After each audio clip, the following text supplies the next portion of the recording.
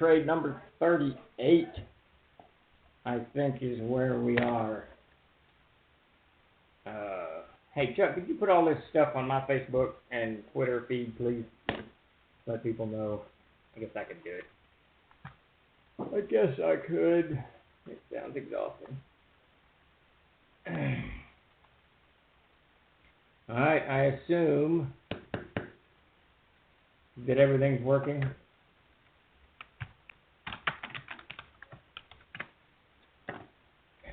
There we go. Alright, video and sound. And I got my creaky chair tonight. It's too late in the evening. The other chair has been taken. Its rightful owner has assumed possession of it. GM's Tricks of the Trade, number 38. I have a sneaking suspicion it's going to be a Familiars Part 2 next week.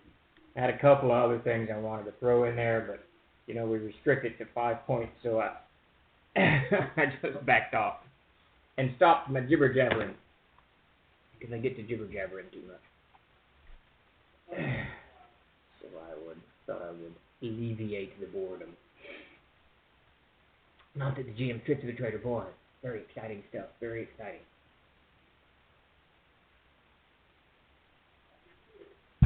Oh, we're going to give it a few 3 or 4 minutes, let people wander in like we normally do. And of course, it's hot in here like it always is. Air rolling through. It has been...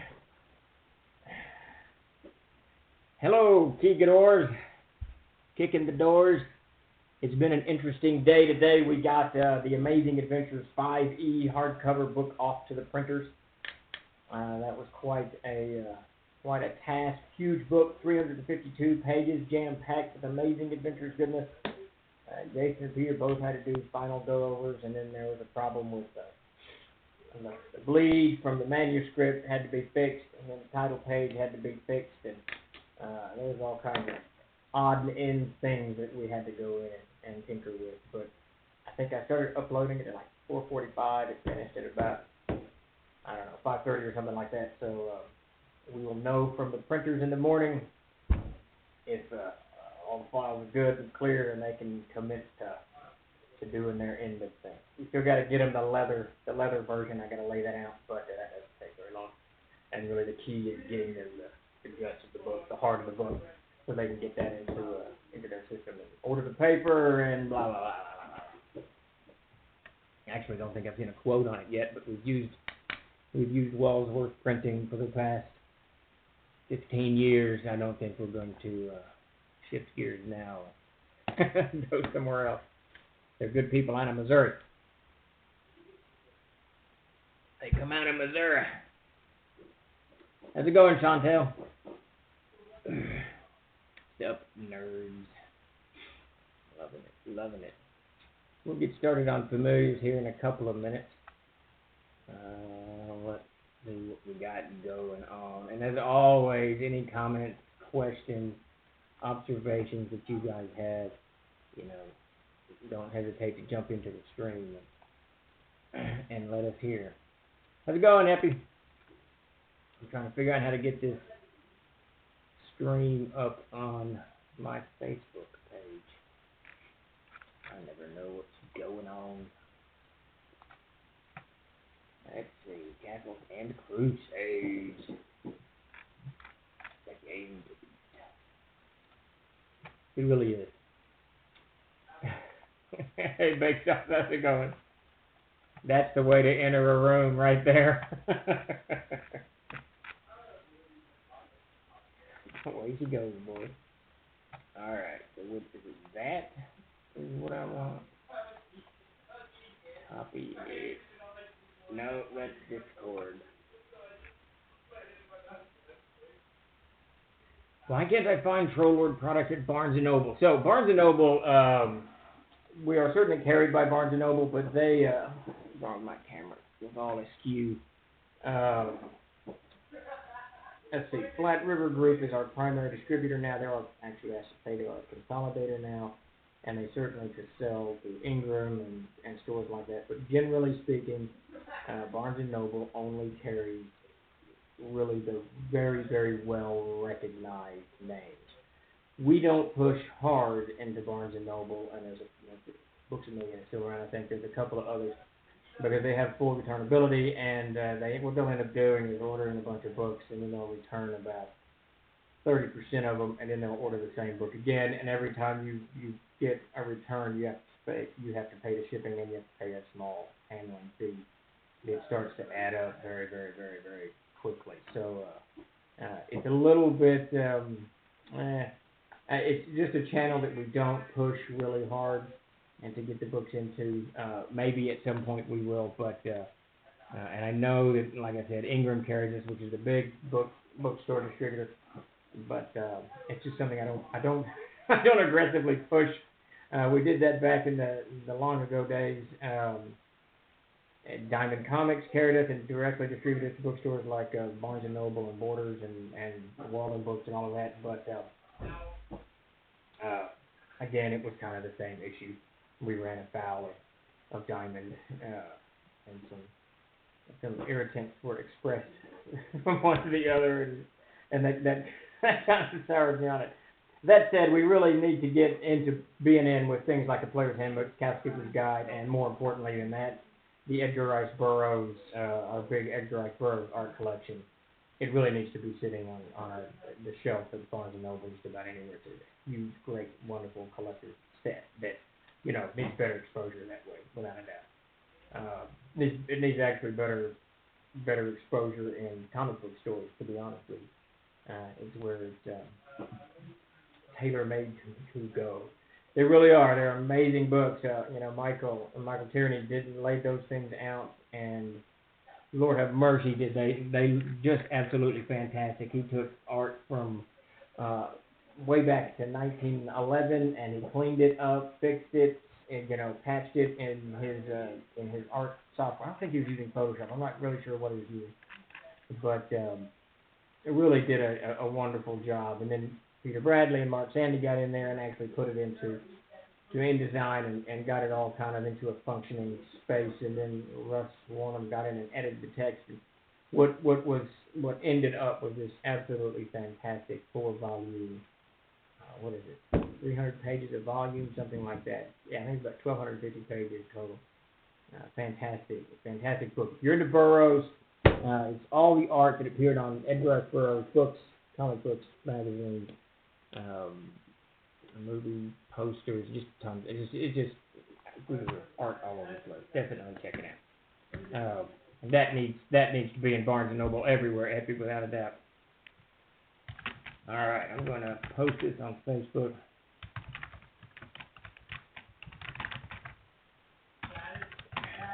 We are giving this 8 o'clock time slot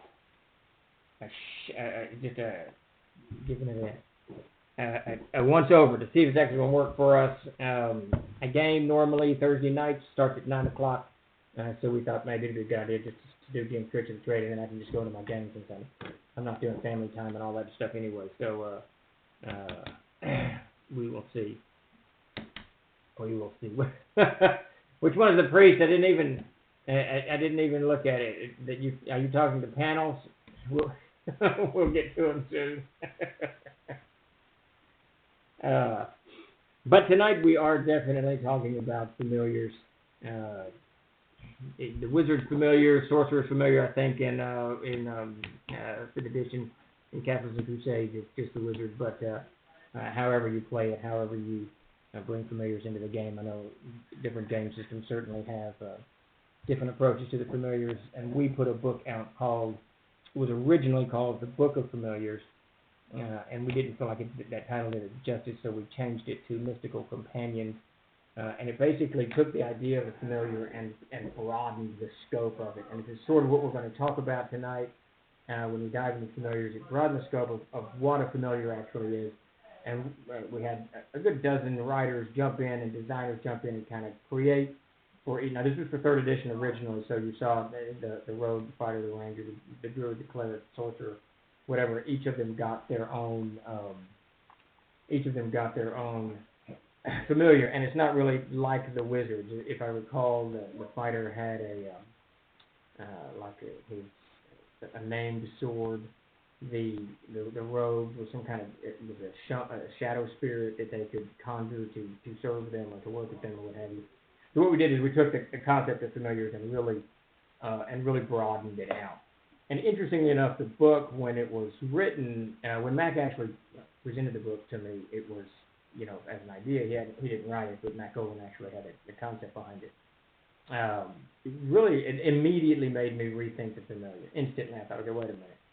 This is pretty cool. There's all kinds of things that you can do with the familiar, and that dovetailed nicely with my GMing experience at the time, because we were running a campaign. I think that had been 504. We were still in AD&D at that point. CNC was in test phase, but we were running games that the wizard had a familiar, and it wasn't.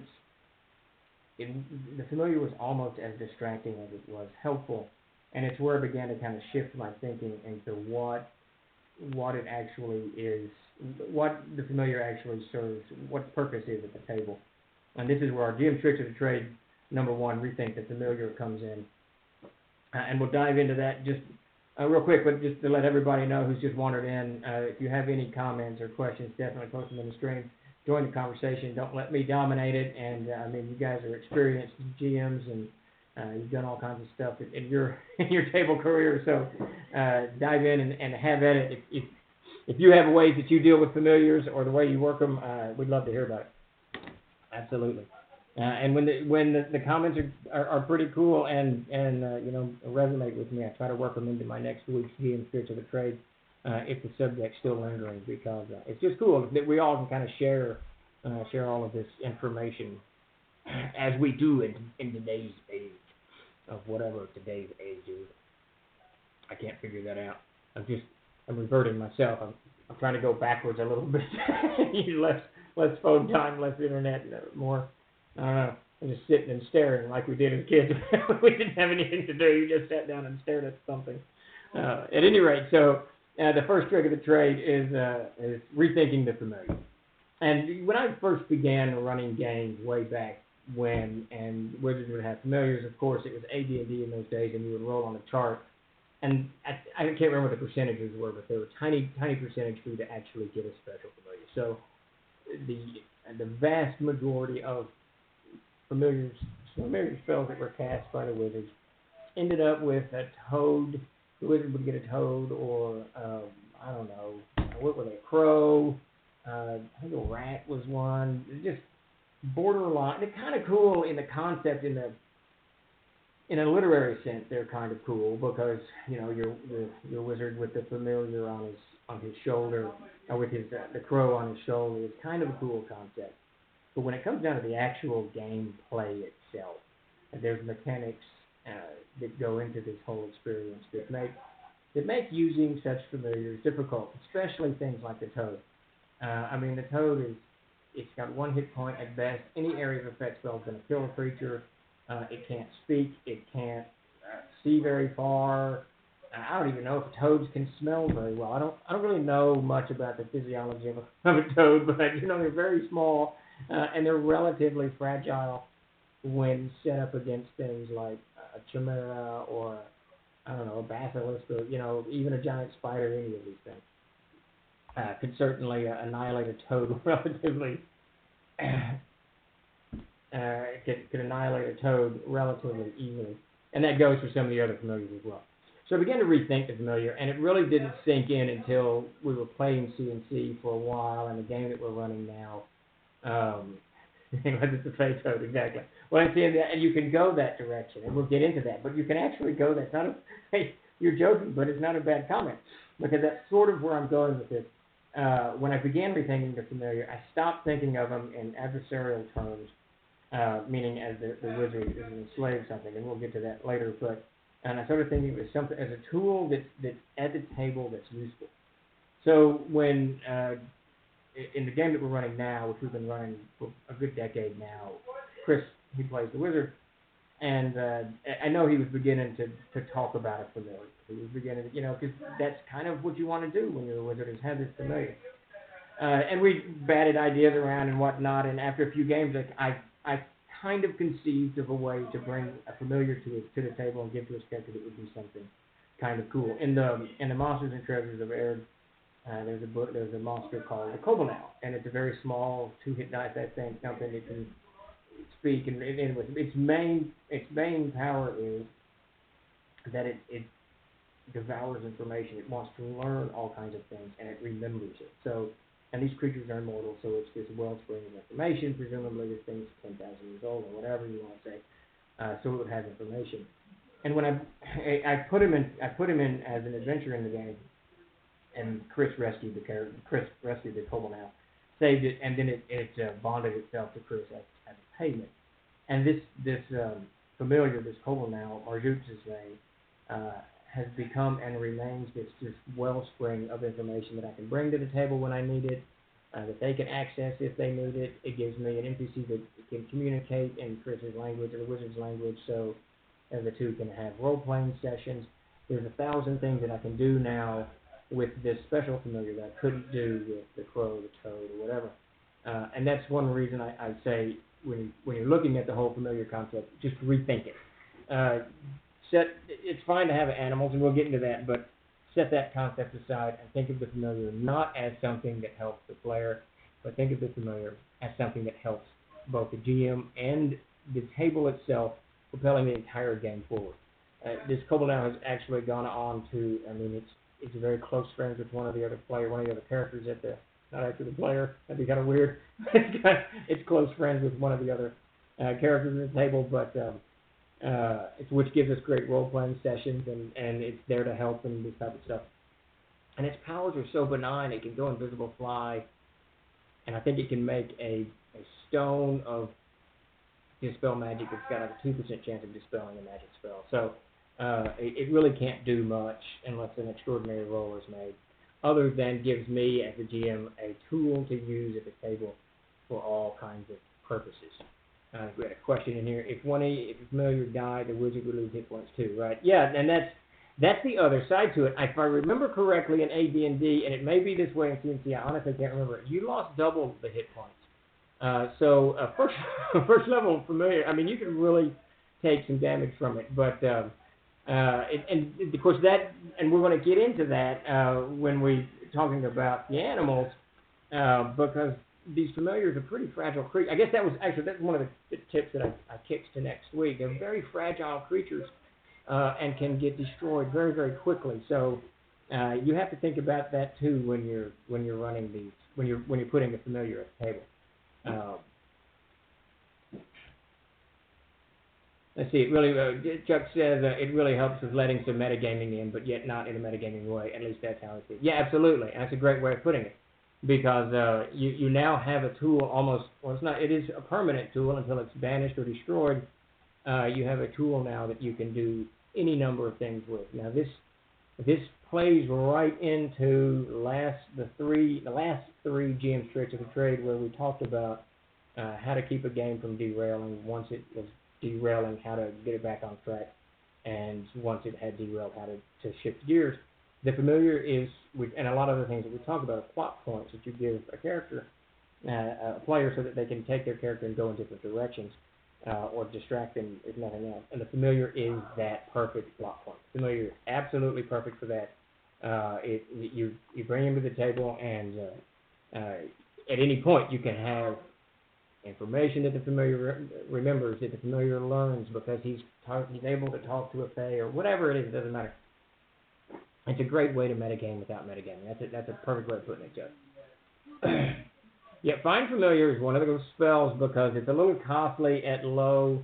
It's a little costly at low levels, and it's dangerous at low levels when you lose double the hit points. And of course, Chris, if this 𝐓𝐫𝐚𝐝's killed, he's going to lose, I don't know, like 14 hit points or something. I can't remember what that little creature has. 2 hit dice or 3 or something. But it's one of those things, and that's one reason that I try to rethink the whole idea behind rethinking the familiar is making it less costly and more effective at the table. And one of those ways is to create yourself a ready-made NPC to use at the table to propel the game forward. And that kind of leads us right into trick of the trade number 2. And this is, if you're going to rethink it and you're going to make it something different, you really want to just set the animals aside. They're just too limited. I mean, even if you expand the horizon of the animal, like the crow can see far and fly and all kinds of stuff, it still can't communicate in human terms. There's things it can't understand. It can't have a conversation. There's not going to be any role playing. There's not going to be any number of 1,000 things that a special type of familiar does. So what I've ended up doing largely is, when I'm running these things, is I drop the chart where you're rolling for the familiar that gives you an animal, 90% chance you get some little animal, and I go with the fate. There are, when you look in Celtic mythology, you can look at our own Monsters and Treasures. I can't speak for other games companies' books, but if you look at our own M&T, there is a huge section of Fae in there. It's absolutely monstrous. Good, evil, neutral, all kinds of Fae. Big, large, small, medium, everything. But I would say the majority of them in the M&T are actually small, meaning 1 to 3 hit dice, and they make absolutely perfect familiars. They're most of their powers coming out of Legend are relatively benign. They can trip you or whatever, whatever it is. So you end up with, you can really dive into this creature that's immortal, that has the ability to talk to other Fae, maybe even communicate with the gods on a different level than humans, blah, blah, blah. There's 1,000 things you can do. So I started to say always, I didn't used to, but I've begun to really shift and just lean heavily on the Fae side of things. There's just almost no limit to it. The caveat being, if you have an aardvark, you always want an aardvark familiar. It's kind of funny because years ago we had this big game about 10 guys or 12 guys, and the party split in half and fought each other, and it was a bloodbath. And Todd, who survived the bloodbath, and I think it was Dale, I can't remember who, it was Dale, I was 90% certain, and Todd cast teleport on him and changed him into an aardvark. So it was really funny. So the aardvark has a nice spot in my memory page. Very good stuff. Hey, Chuck? Are we doing any kind of giveaway? Did I miss it? Are we doing anything I need to? There we go. Giveaway. Today's giveaway, during the stream, we'll be giving away a coupon for $20 off. So I'm not sure when that is. I think Tim told me at 7:45. So don't quote me on that. Yeah. What is that? What is the comic book? Oh man. The Aardvark. Isn't there a comic book about an Aardvark? Yes.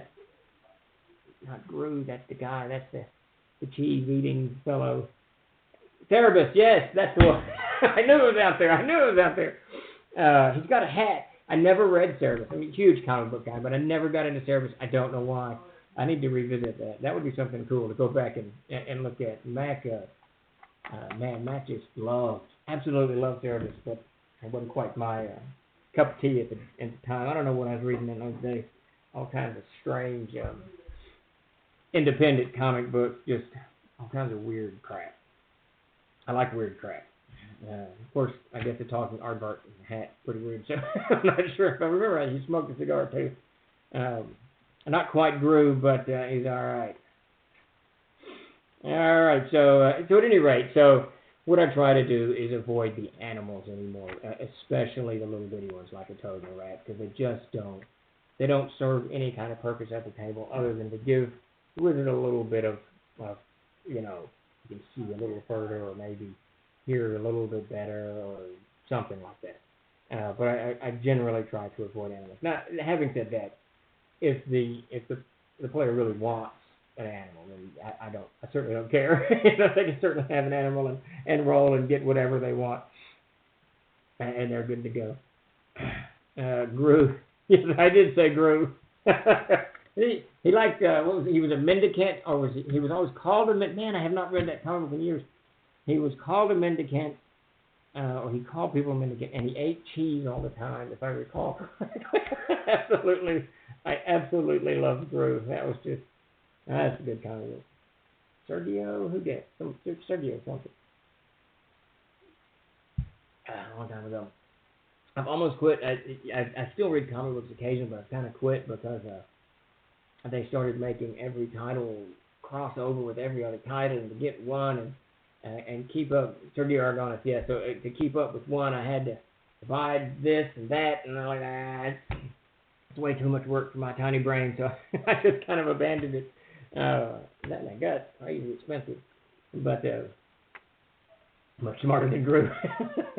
Another great one was okay, damn it, my brain's not working at all. Asterix and Obelix. I absolutely love the Asterix and Obelix comic books, comic strips. Those were fantastic. That's really the only thing that my middle child picked up from me. He has very few of my habits, but he does love Asterix and Obelix. So if you haven't had it, if you have never read it, definitely go check those comics out. Tim, you would actually probably really like those. I should bring some up to the cabin, plop down and give them to you. It's just good stuff. Just good stuff. All right, so trick of the trade number 2 was to avoid animals and go with the Fae if you can. Go with the special familiar, the pseudo dragon, whatever it is, whatever's on the list. Go with something that gives it a little bit more, context to the table. Having said pseudo dragon, it's actually the only familiar I don't like, primarily because it's a dragon, and dragons in my kind of mental mythology, even the lesser ones, have a greater impact on the mythology and should have a greater impact on the mythology. So having a pseudo dragon is just one of those things. Every special familiar other than a pseudo dragon, I'm good with. And that actually is a nice segue into trick of the trade number 3, which is tailor-made. And this is really what I was talking about earlier when I talked about the game we're running now. I talked to Chris, we gamed through stuff, and I kind of gauged what kind of familiar he would like, what would kind of fire his character up about having a familiar. And as I began to design it myself, that's when I read, in fact, I honestly can't remember if I created the Chris's familiar and that became the 𝐓𝐫𝐚𝐝 that's in the Monsters and Treasures of Erd. If I was to be a betting man, I would guess that I got online and I was just looking through Fae. 𝐓𝐶𝐚𝐝 it's a Celtic word. I mean, it's a Fae from the Celtic myths. So a small kind of troublesome thought. And my guess is that I bled that into Monsters and Treasures of Erd. But before that, we created this 𝐓𝐶𝐚𝐝 for Chris's character, and because he was immortal, and because there's a lot of history in my campaigns, it ties to the world of Erd. For those of you who don't know, that's our campaign setting. I created it, and it's our primary campaign setting for Castles and Crusades. Let me give a quick shout out to World Anvil. Tim is heartily getting everything up. Tim and his crew are getting everything up on World Anvil, so you'll be able to access the world of Erd very conveniently online here very, very soon. It's already up, actually. Chuck, you want to throw up a link?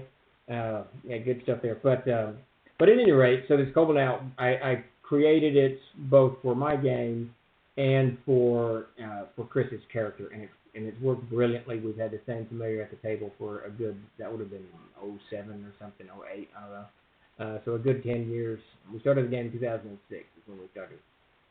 Same familiar, and for me, it just gave me this wellspring of information to bring to the table, and they use him now sort of like, not like a walking library, because I don't let him abuse him, and certainly the 𝐓𝐶𝐚𝐝 he doesn't know everything, but he knows a lot, whatever he's experienced or heard, because his peculiar trait is that he doesn't forget things.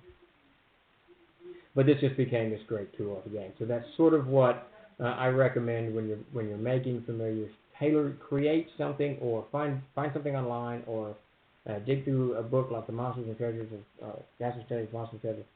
Dig through these things and find something that works for your player and works for your table and works for your game style, and let that become the familiar. That way, there's a little bit of control, and you can actually use the familiar in that capacity to help the game, propel the game forward. However it is you move it to propel forward. So try to take a little time and create your own. Let's see. Any questions or commentary on the familiar subject now? I like familiars. I love the whole concept of it. I like the idea of Odin and the crows that go everywhere he goes. It's just really kind of a cool concept. That said, I've used familiars in a horrible, horrible way. Mac had a golem, a little like a 4-inch tall golem of a familiar for years, and it was useless. It was I don't know why. That was Aristobulus, who's become a god in the Cutter set. I don't know why. I don't even know where the conception came from anymore. But it was basically useless, maybe, other than maybe as a paperweight. I can't remember if he had any particular powers or anything. But it certainly didn't give me the opportunity to add stuff to the game like the Marjute NPC / familiar there. So let's wander on and into our fourth trick of the trade. So this is kind of to take a side swipe at everything that I've said for the last 3 tricks of the trade. Sometimes people just, the player or you just wants the familiar to be an animal. You want it to be a toad or a crow or a rat or a dog or whatever it is. You want that kind of feel to it, of simplicity, of this is what, this is what it is. This familiar isn't some special creature that can change the course of whatever. Go simple. There's absolutely nothing wrong with that. But you can still go simple and make it more useful than just what's given to you in the book. Now, one of the things I did with this, and the reason the Toad is ever much on my mind, is Davis, co-creator of Castles of Sage, my brother, blah, blah. He played the cleric at the table. He's since kind of moved on, but and this the Fey Toad. This one wasn't a Fey Toad, but what he did is he worshipped Amanut, the frog god, and when he was a cleric, of course, and when he was casting spells, I can't remember what ability he gained. He did some strange stuff. He swapped some spell slots for the ability to see through a frog's eye. And what I did is I gave this as an area of effect. So I can't now remember. I think he'd have to tell me. I think it was like a square mile or maybe half a square mile per level or something. I don't know, whatever it was, so that he could see through any toad's eyes in that area. And of course, they're in the darkened fall where it's raining all the time, and there's creeks and lakes and water everywhere, so there's plenty of frogs all over the place. So it became actually quite a powerful connection with this. His familiar became frogs in general, and he only had the one, of course, that was his, but he could not communicate, but he could see through frogs for a mile or so out, which turned into this really cool kind of ability to see what's going on, feed information from me to them. It was really cool. And I carry that same concept on with crows when Mac's character, who worships Hess, became by about 8th or 10th level, something, he became an avatar pet. And I allowed him, he got the ability to communicate with crows, so the crows would come to him and tell him things. So he didn't really see through their eyes, but he certainly, the world around him was, he could see it differently because, he passed through it differently because the crows were his friends. They were his familiars, and they would come to it.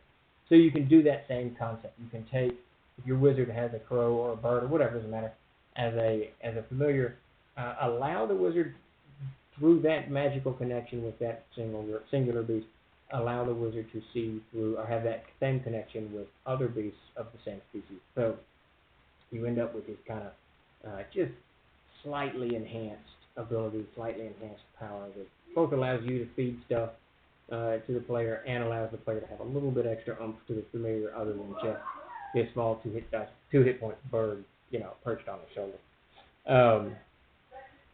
So definitely give the whole, give the animal a little bit of juice.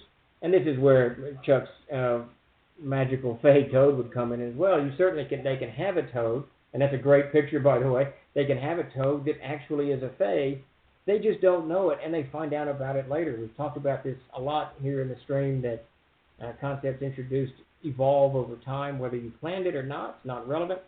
If you're 25 games in and decide you want this toad to be, I think this thing should be a fairy, that's great. Allow it to be that, and then it reveals itself or whatever, growing the simple, it absolutely becomes just a plot device, growing the simple into something that otherwise.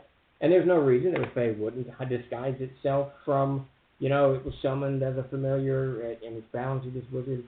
why reveal itself? It doesn't need to. So there's a thousand things that you could do with that. That you could take this animal familiar and expand it beyond the confines of the book, whatever game system that it is that you use. A female wizard in my game had a red fox familiar. He could teleport to deliver messages, etc. See, that's very cool. So that's awesome. You've taken the animal, given it a little bit of oomph to it, and clearly, since it can deliver messages, it has some ability to expand the game. That the character can do stuff that they can't normally. That both helps you, and that's kind of critical to familiars in this discussion. We're really not talking about from the player's perspective, but from the GM's perspective, because what that does, what the teleporting fox does, is allows you to metagame a little bit, to control the narrative a little bit, because the players now have the ability to do X, and that's absolutely fantastic. Foxes are just cool. It's just a very cool animal. No matter which way you cut it. Sounds kind of weird when they're squeaking, but but they're definitely cool little animals, and make much better familiar than a toad, without a doubt. I think that's one of the ones in the AD&D book too. I think it's a fox. I think it's a dog. It's just been too long, and I haven't looked at it in forever and a day. So we're creeping up on is the giveaway at 8:45, Chuck? Is that right? So we're creeping up on that, so keep your eyes peeled for that. And then there's something else going on, Chuck was telling me, but I'm not sure. He's all over it. All right, so we're good. So we're going to slide into our last trick of the trade on the familiars. And this is always a difficult thing for me when I started out GMing. You always kind of, somewhere in your head, you're thinking this is an adversarial relationship. Of course, the raid. Of course, it's not an adversarial relationship. You certainly don't want it to be that between the player and the GM. But familiars tend to bring that out. The whole kind of concept is you summoned this creature, you bound this creature to you. It is now your slave. Or whatever, servant, however you want to put it, but it's bound to you and has to do what you say. So you get kind of the reverse going on when you're DMing of, when you're running a game and the character is not kneeling in front of the Lord, you have that, our own culture bleeding through, because it's difficult for us to imagine doing that. When the familiars just turn the tables on that. Now you, as the GM, are having to bow to the player's whims and the character's whims, because this servant is magically bound to do so. So it frequently becomes an adversarial relationship between the GMs running the actual familiar and the players playing the actual familiar. And this is where you really, you want, when you see that happening, when you feel it happening in yourself. How's it going, Josh? When you feel that happening in yourself, you want to just kind of squash that. You want to toss it out the door. It should never really be an adversarial relationship between the GM and the players. If it gets to that, there's nothing that the players can do to win that, any scenario, right? I mean, if you don't have to even cheat, there's enough monsters in the books that you can annihilate anybody. There's enough power. The dice rolls are eventually, just using critical hits, eventually the dice rolls are going to go against the players. So the RPGs are never about an adversarial relationship between the players and the GM. They shouldn't be. And when you feel that coming on yourself as a GM, you want to, toss that to the side, tap it down, and certainly do so when you're playing the familiar. Allow the familiar to have more of a personality, assuming that it's special. Now, if it's an animal, it's just an animal. It's going to do much like any pet would do. It's going to respond, and there's no kind of emotional involved or intelligence involved and all that. But if you're using a Fae, a special familiar, a pseudo-dragon, whatever it is, a 𝐓𝐫𝐤𝐬, as I mentioned earlier, the creature's intelligent, and its bondage becomes kind of honor, but it doesn't have to be. Particularly if these creatures are, you can create whatever kind of mythology you want around it, but if the creature lives an extraordinarily long time, or if it's immortal, or any of that, age bracket, whether the wizard's going to live 60 years in this, the familiar's going to live 800 years or forever, then there's really no reason that familiar should care that it's suffering suffering a fool for 50 years. Because in the big picture of things, it's not a big thing. It's just, it's like you're watching a bad commercial, watching a good commercial, whatever, whatever it is. That it's just an interruption. It's just an interruption that causes you to laugh, and that's treat the familiar that way. And treat him as if what he's experiencing now, or it's experiencing now, or she's experiencing now. Treat it as if it's just an intermission in its life, and it's curious as to the way this wizard thinks and acts and does. And that takes away the adversarial side of the relationship and sets it up one more of almost arrogant superiority over this young wizard as the wizard finding his way in a world that this they have long since, figured out. So, if you can, toss that aside, and in your special familiars, definitely get rid of the adversarial and create something that's more of a companionship. That way, the role playing comes a little easier. Everything just comes a little bit easier with that side of things. My screen keeps popping. There's all kinds of things popping on my screen. I don't know what's going on. As we got a raffle coming up right in about 4 minutes. Let's see. Question. You recommend using Fae familiars. Traditionally, familiars have been animals in books, comics, TV, movies. What does a Fae familiar look like? Can you elaborate? So, I'm going to just pull out the MNT here. The best place to find it, we certainly have just an absolute ton of them.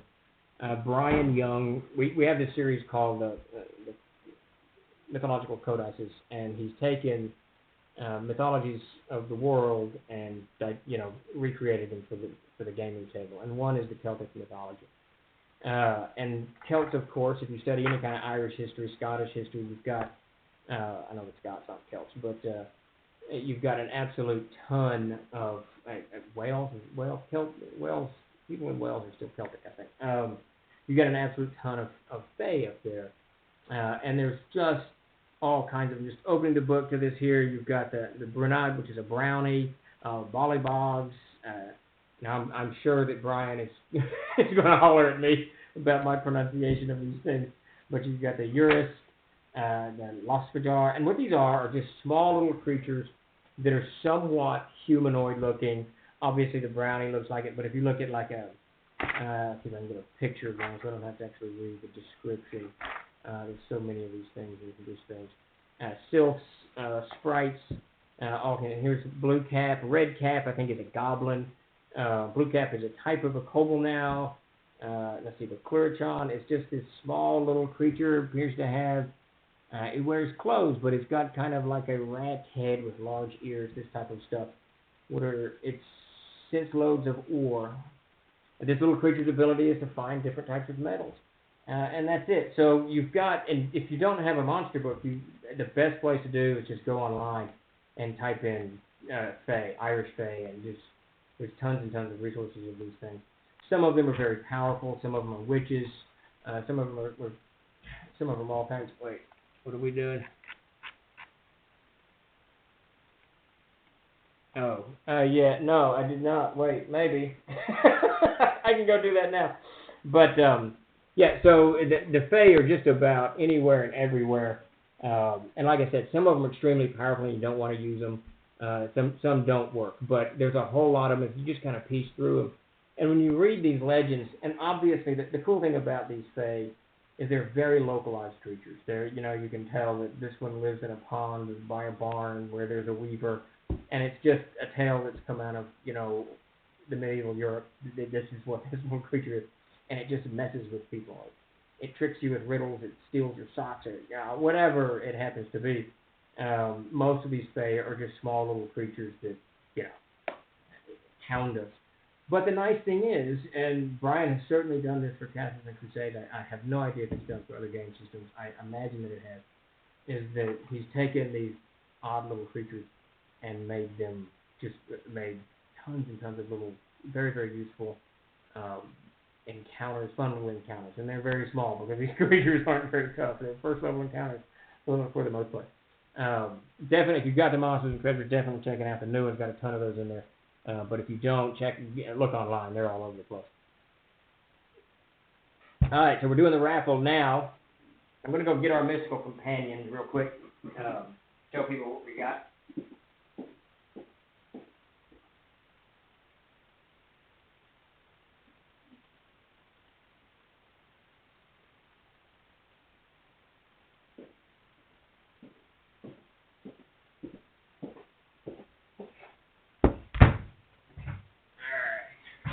So we did, like, as I mentioned at the beginning of the stream, we did this book called The Book of Familiars way back in 2005 for D20, and essentially we made familiars for all the classes.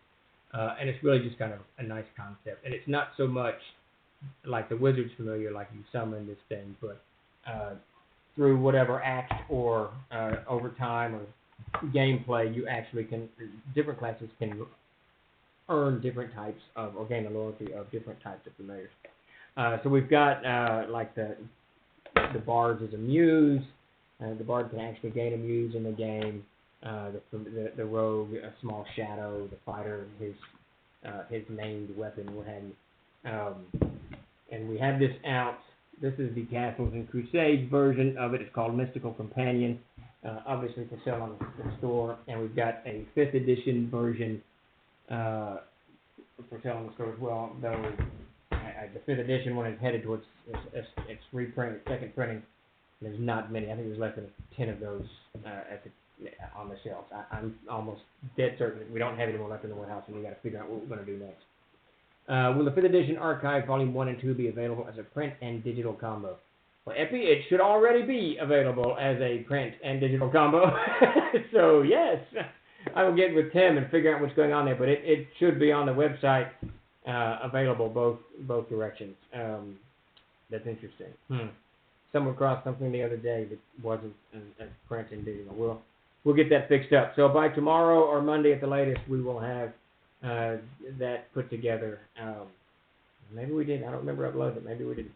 But we'll get that together. So yes, in answer to your question.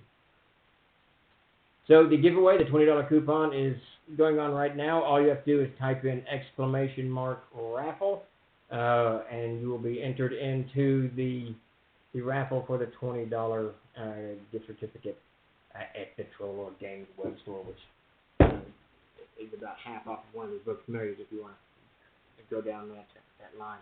So let's do a real quick recap on Kickstarters before we close out, just for those, everybody who's backed us. We've got a few open, Amazing Adventures. 5E, that's gone. That's, of course, our multi-genre role-playing game that we're putting out for the 5th edition community. That went to the printers today, so that should be out soon. 𝐓𝐫𝐚𝐝 goes to layout tomorrow. It was supposed to go today. I got caught up doing that AA thing, but 𝐓𝐫𝐚𝐝 goes to layout tomorrow. Get that over to Peter Bradley, and he'll get us our preliminary done. That's, again, for the 5th edition. Codex Aegyptius, I'm supposed to pick up the final manuscript edited with all the edits put in, the digital. I'm not going to pick it up. It's going to come to me, I guess, tomorrow. So that one, hopefully, right after 𝐓𝐫𝐚𝐝 is laid out, it'll be laid out as well. And the Codex Keltarum is, for Castle of Shades, is supposed to be, and that's actually what we've talked about that book a lot tonight. That's where all those Fae are, jammed into that book. And that should be first week of March, should be laid out and rolling off of the printer. We do have a Kickstarter coming up very soon, the Castle Keeper's Guide. 3rd printing, Castles and Crusades, CKG. We've got a 3rd printing coming out, so be on the lookout for that as we wander into March. I'm not quite sure when we're going to launch that, probably in the next couple of weeks would be my guess. And I think today, as we're winding down, if there's no more questions, we are going to do... we're doing something. We're doing a raid. Let's see. I've got to follow these instructions. So as soon as we're done with the raffle, we're going to do a raid. So everyone hang out for a few minutes, and we're going to, Chuck Babinski here will do the raid commands, and I think that sends us all over to Lord Gasumba's site. His Twitch channel. 30 seconds for raffle, so make sure you get in your raffle !, and let's get that rolling. 30 more seconds, and then we'll do the raid. Yeah, so to kind of wrap up, I really enjoy familiars. I really like them at the table. I used to not so much, but I do. I've learned that they bring so much more to the table and can bring so much more to the table that it can be kind of a game changer. And it makes many things much easier than previously. When you're just using a toad or and I shouldn't knock on the toad. Toads are pretty cool. Funniest thing I've ever seen was watching this toad. I pulled this big old, huge, absolute monstrous dog tick off of my dog. It was all bloated with blood, and I just, as I was pulling the tick off, I happened to notice a toad over in the grass, little bitty guy, itty bitty toad. But I just threw the dog tick over to the toad to see what would happen. And that toad cocked its head, its eye kind of rolled, like they'll do, and it tongue out, snatched that dog tick, and it got stuck in its throat. That poor little bastard was sitting there just trying to swallow, it probably took him 3 minutes to get that dog tick down. But I assume it was a meal fit for a king. He probably didn't have to eat for a week after that, which is good. So toads have their place in the world. They're really cool little creatures. I don't want to knock them. But for the table, you might want to get, something a little bit more, special. There we go. Let's see. Definitely subscribe to the newsletter. We do Jim's Tricks of the Trade every week, and we have a Troll Talk every Tuesday as well. So before we do this raid, let me some of them are gods. That's true. The toad god. Kadora has won. Excellent. Cool. Congratulations on that. $20 gift certificate. But so check us out next Tuesday at 1 o'clock. We'll be doing our Troll Talk. We're going to try to move this Jim's Tricks of the Trade permanently to, well, not permanent. We're experimenting again. We'll do another 8 o'clock next Thursday in the evening. And next week we're off for World Anvil, but 2 weeks from this week we'll be back on World Anvil Wednesday. I'm not sure what the time on that one. Tim will have to set that. But definitely join us next week. All right, good deal. Well, we're going to wind down, but I think we're going to do the raid first. Wait, are we waiting for a question there, Chuck? All right, good deal. Sadly, my game was canceled tonight, so we're not gaming tonight. Max sold his house, and we're going to be moving him all day tomorrow. So everybody's taking off work and heading over and moving him. And I think everyone wanted to get a night's sleep before we did that. All right. So, Chuck, it's about time to wind down. You just tell me when to... Okay, message me there. Okay, so he's going to message you in Discord.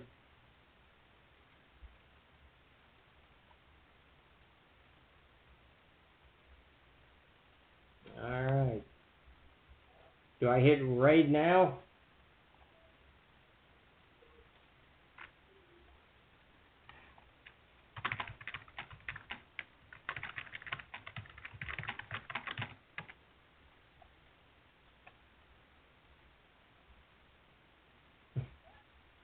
Okay.